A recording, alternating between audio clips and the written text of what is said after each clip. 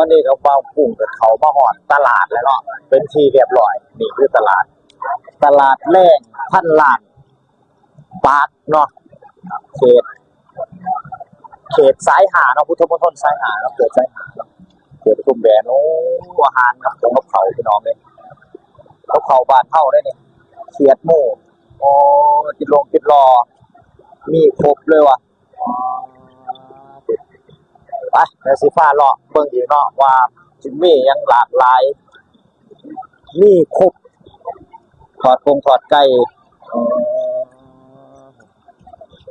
มีครบราคาชัดเจนเจ้ามาตลาดแรกเนาะ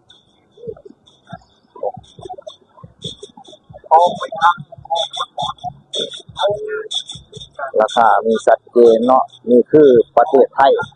เพิ่นเฮ็ดชัดเจนทุกอย่างเนาะบ่จำเป็นต้องแบบสิให้เอามาเดาราคาคือเฮาให้สามารถหยิบจับจ่ายตังค์ตามจ่ายเงินตามราคาที่เพิ่นติดป้ายไว้ถอดมันถอดนางนางไก่นี่พี่น้องกระเป๋ามาอยู่ไทยนี่บ่ต้องย่านอึดย่านอยากเนาะนี่จะลงตลาดเพิ่นมีทุกมื้อเด้อตลาดเพิ่นนี่มีทุกมื้อบ่แม่นว่าปิดมีทุกมื้อเปิดตั้งแต่บ่าย3มั้งนี่เนาะเพิ่นกำลังตั้งร้านไปละถึงแล้วบ่ได้มาเบิ่งอะไรกำลังมาเบิ่งอะไรย่างกุ้งข่อยเคยเห็นแต่กุ้งฝอยแล้วข่อยนี่วันนี้อันนี้กุ้งในทะเลเนาะย่างใส่มีทุกแบบราคาไม้ละ10 บาทจะกินบ่ทุกคนว่าได้เอาเลยไปเลยสิพายางเลาะไปเรื่อยๆเลาะเบิ่งไปเรื่อยๆเนาะอันนี้คือซอยหนึ่งซอยหน้าบ่ได้เข้าคนมันหลายก็เลยมาซอยแนวหมักม่วงของเปรี้ยวมีครบเนาะโอ้ร้านนี้ปิดว่ะนี่บ่คนขายทุกอย่าง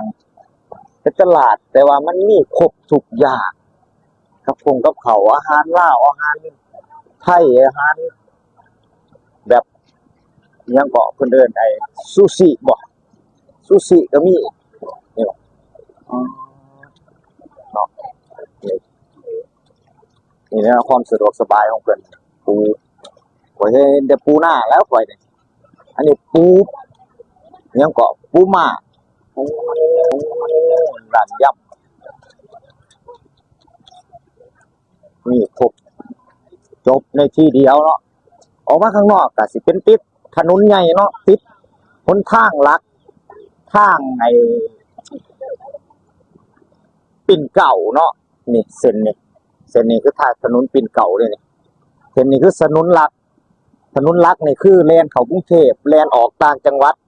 ไปได้เนาะไปได้ทุกที่อันนี้ก็ลงพุ่นแล้วไปทางใต้บ่ได้นี่ไปทางยังก็ทางไอ้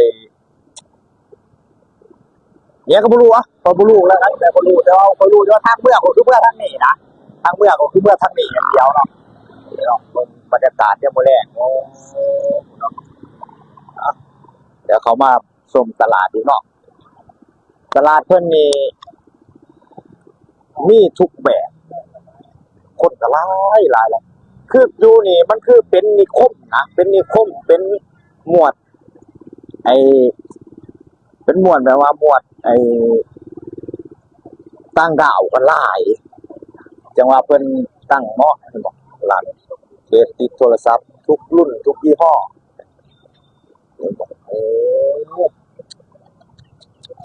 สอนบ้านเพิ่นเมืองเพิ่นทุกคนคือจะเลอะเนาะโอ้ร้านค้าขายติดก็มีคนซื้อทุกร้านเห็นบ่นี่โอ้เป็นเห็นเลาะเนี่ยมาแรงพามาเบิ่งเนาะบรรยากาศเนี่ยมาแรงร้านขายเกือบก็มีนี่ขายรองเท้าราคาเนาะราคาชัดเจนกูละร้อยบ้านเฮาบ่มีที่ราคาซ้ำนี่นะนี่เห็นบ่ เดี๋ยวสิหาว่าอวยที่ไทยนี่มีทุกแบบพูนกระเป๋าหอยรับทราบใบละบ่เกินละร้อยที่ถูกตลาดพุ่นเลาะเรียบถนนหนทางไปจนสุดแสงหูแสงตาอ๋อเนาะเออสอนบ้านเพิ่นเมืองเพิ่นพี่น้องเอ้ยถ่ายไว้เพื่อคนที่บ่เคยเห็นก็มีเนาะแต่ว่าคนที่เคยเห็นก็มีแต่ว่าคือคนมันนอกมันหน้าเฮาก็บ่เคยเห็นนั่นแหละเนาะแบบนี้เห็นตั้งแต่ทางไปให้ไปหน้าเลาะห้วยเลาะห้องไว้ซั่นแหล้วนี่เนาะอ่ะคลิปนี้อีพีนี้ก็พามาเลาะเบิ่งความสะดวกสบายแล้วก็อาหารการกินบ้านเพิ่นก็มีคือกันเนาะมีคือกันก็คือว่ามีแบบมีกบมีเขียดคือกันเนาะเพิ่นก็กินแบบสไตล์เดียวกันเนาะอ่ะคลิปนี้ก็กันว่าผิดพลาดประการใดไปก็ขอโทษขออภัยไว้ณที่นี้เนาะถ้าว่าเว้าผิดไปก็ได้อ่ะคลิปนี้ก็ขอกล่าวคำว่าสบายดีสวัสดีครับ